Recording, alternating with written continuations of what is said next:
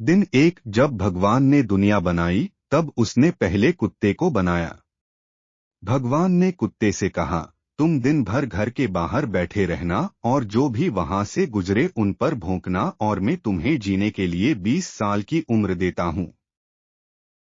कुत्ते ने कहा, यह बहुत ज्यादा है, मैं 20 साल तक कैसे भौंकता रहूंगा। मुझे सिर्फ 10 साल दे दो जीने के लिए और मैं 10 साल आपको वापस करता हूँ।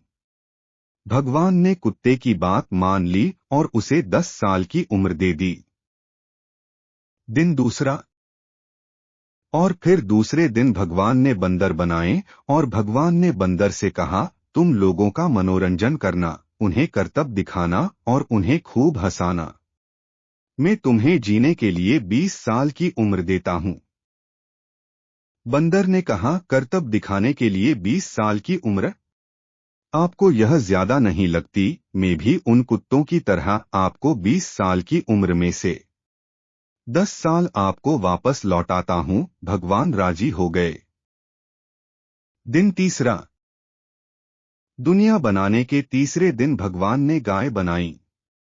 उन्होंने गाय से कहा, तुम जंगलों मैदानों में किसान के साथ जाना, दिन भर तेज धूप में भी किसान की गुलामी करना और उन्हें पीने के लिए दूध देने की सहायता भी करना।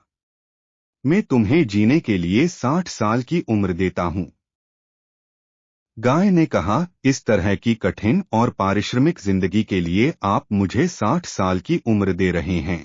आप मुझे सिर्फ 20 साल की उम्र दे दो और बाकी वापस ले लो। भगवान राजी हो गए और उन्होंने गाय की बात मान ली। दिन चौथा, दुनिया बनाने के चौथे दिन भगवान ने इंसान को बनाया और कहा, तुम सोना, भरपेट खाना, खेलना, शादी करना, अपनी जिंदगी में खूब मजे करना, मैं तुम्हें जीने के लिए 20 साल देता हूँ। इंसान ने कहा, क्या सिर्फ 20 साल? मैं बताता हूँ आपको, मैं मेरे 20 साल और 40 वो जो गाय ने आपको दिए थे, 10 से 10 वो जो कुत्ते और बंदर ने आपको दिए थे, यह सब करके 80 होते हैं और मुझे इतना ही चाहिए, ठीक है?